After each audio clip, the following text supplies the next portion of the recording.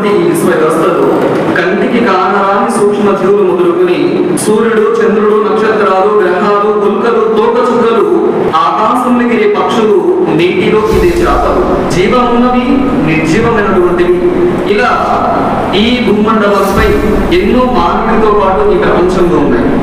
మరి సమస్త సృష్టి రాసులన్నిటిలో కల్లా ఉన్నతమైనటువంటి గొప్ప జీవి, గొప్ప స్థానం ఎవరికి ఇచ్చాడండి? అలా మానవుడికి.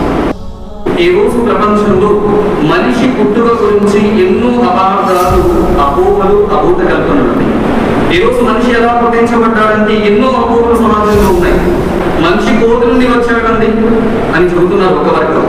మరికొంతమంది మానవుడు జన్మతః పాపంతో పుట్టించబడ్డాడండి అని మరికొంతమంది చెప్తున్నారు.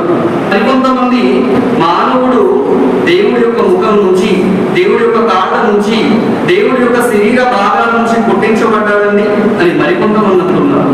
ఇక మరికొంతమంది మానవుడికి 7 జన్మలు ఉన్నాయండి, ఈ జన్మలో మంచి పనులు చేస్తే వచ్చే జన్మలో మనిషిగా పుడతాము, లేకపోతే చెడు పనులు చేస్తే వచ్చే జన్మలో జంతువుగా పుడతామండి అని మరికొంతమంది చెబుతున్నారు.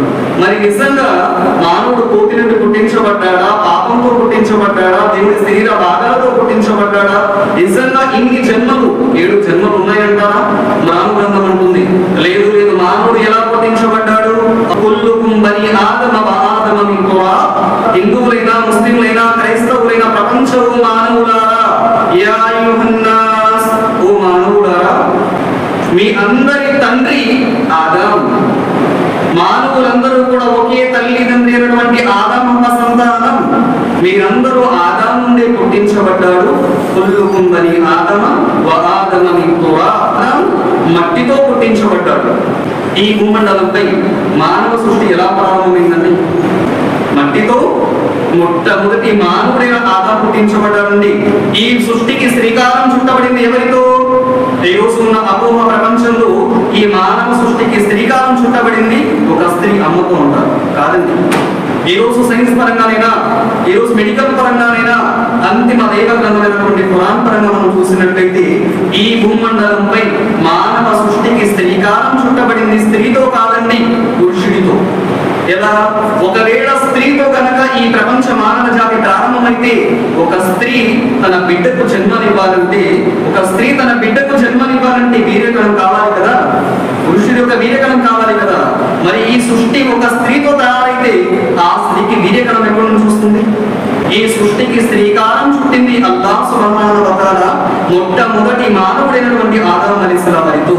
ఆది దంపతులైనటువంటి ఆదాం హవ్వతో ఈ సృష్టికి శ్రీకారం చుట్టబడింది. మనం మన తల్లిదండ్రులు పుట్టాము, వాళ్ళు వాళ్ళ తల్లిదండ్రులు పుట్టారు, వాళ్ళు వాళ్ళ తల్లిదండ్రులు పుట్టారు. ఇలా మొట్టమొదటికి వెళ్తే ఒకే తల్లిదండ్రులు ఆదాం అలైహిస్సలాం, హవ్వ అలైహిస్సలాం. వారి నుండి ప్రపంచంలోని మానవ జాతి ఉనికిలోకి వచ్చిందండి. ఈ భూమండలంపైనటువంటి సమస్తం మనిషి కోసం. భూమి మన కోసమే, సూర్యుడు మన కోసమే, చంద్రుడు మన కోసమే.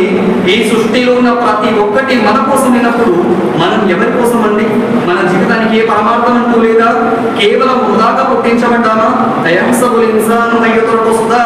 ఓ మానవుడా, నీ జీవితానికి ఏ లెక్క లేదనుకుంటున్నావా? కేవలం టైం పాస్ కోసం పుట్టామా? లేదండి.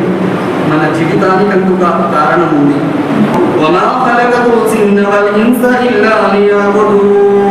ఎవరైతే మిమ్మల్ని మీ తల్లి గర్భంలో మీకు ప్రాణం పోసి ఈ లోకంలోకి పంపించాడు, ఎవరైతే భూమి ఆకాశాల మధ్య సమస్తాన్ని నీ కోసం ఇచ్చాడు, ఆ సకల లోకాల ప్రభువైన అల్లాహ్ని గుర్తించి ఆయన చెప్పిన విధంగా ఆరాధన చేస్తూ మీలో మంచి పనులు ఎవరు చేస్తారా అని పరీక్షించడం కోసం ఈ లోకంలోకి పంపించాడు.